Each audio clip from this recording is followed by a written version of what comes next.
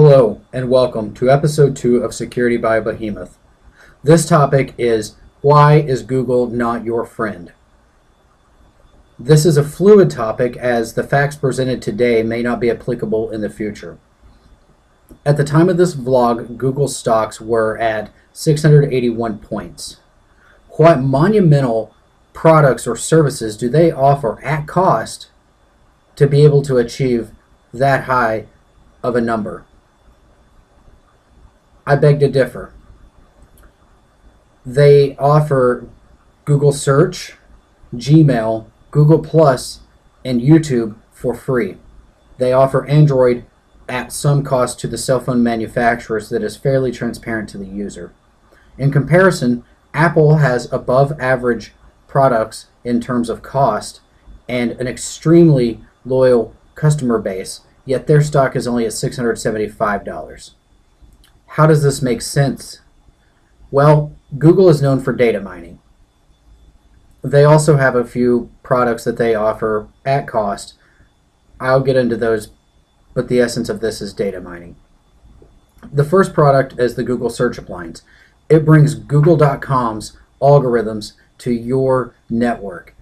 It allows people to search your website and only your website to find the information they are looking for, or more frequently, they allow personnel to search the intranet, meaning the internal network of an organization, without having to open the network up to google.com to perform the search. Google Apps allows companies and organizations to leverage everything that consumers love about Google, but hosted on their own domain. It is a cloud service, meaning the only thing required for the connection is an internet connection, and typically port 443 for HTTP over secure socket layer encryption. The email, documents, data, and everything else resides in data centers around the world. There are allegedly 14 of them. The information is obfuscated and sharded, which is a fancy term for reverse parity. What does this mean for you? Not a whole lot, unless you work for a company or an organization that uses it, or you are in a position to make such decisions. Wait, all of these things seem to make the world better. How are they an issue? It's easy. Look at the ads in your Gmail and see if you had viewed anything from the owners of them. Probably not.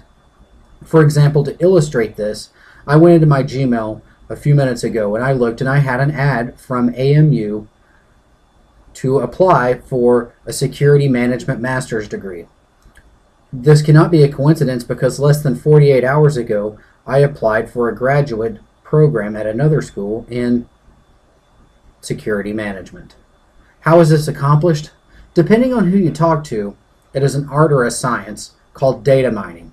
And that's when small segments of seemingly useless data called metadata is pilfered for certain criteria such as search words, or who you talk to, what you view, what your profession is, or a variety of other things. It just takes a very small piece of your information. It's perfectly legal because everyone using Google accepts their terms and conditions. Moving on to more data mining and what I consider unethical snooping. There are a few apps on the Android operating system that are embedded in the operating system, meaning you cannot take them off unless you root the device. I call a few of these snoopware. Examples are Data Collection Provider, Device Statistics Services, Fake Blur XMPP, Geoloc File Observer Service, Location Consent, Location Sensor, and Market Feedback Agent. While that list is not the absolute list of possible apps on your device that allows metadata to be extracted from your phone, that is the ones that I could find the fastest. You only see these if you go under your applications and look at all. The default is to look only at your downloaded apps. The only way to get rid of these is to root your phone, which by definition introduces a virus and overrides the security of the phone.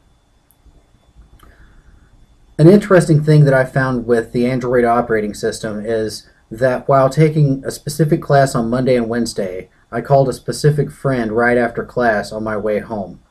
After class was over, if I looked at my phone under the dialer, and most likely this person popped up under the 3 most likely people to call at that time on those days. While it is fairly convenient, I'm not going to lie, I don't like the fact that they collected the data to know that that's who I was calling. The bottom line with this is no data is safe in regards to Google, which is not exclusive only to Google. They will sell your metadata to advertisers for profit, and these advertisers are not vetted, similar to those with Facebook. The ads can be misleading or malicious or useless. When putting this into perspective, everyone should be skeptical of any company with few products showing the numbers higher than one with expensive products and a loyal customer base such as Apple. Everyone should be skeptical of anything being offered to you on the internet, or even outside the internet for that matter. I want to clarify that I am not anti-Google. This is being hosted on YouTube and a Google site, and I love Google products, but my point is to ensure that you understand the risk and lose the trust information systems and websites mentality and only expect reasonable assurance, if that. If you have any questions, you can email me at behemoth.security@gmail.com. B3H3M0TH.security@gmail.com. You could also contact me on Facebook at facebook.com/behemoth. B3H3M0TH. I would also like to give a shout out to Shallow Point for providing the intro and outro music for this vlog. You can find them on YouTube under Shallow Point Official, Facebook, or Google Sites at sites.google.com/site/the official Shallow Point. Thank you, and until next time, take it easy.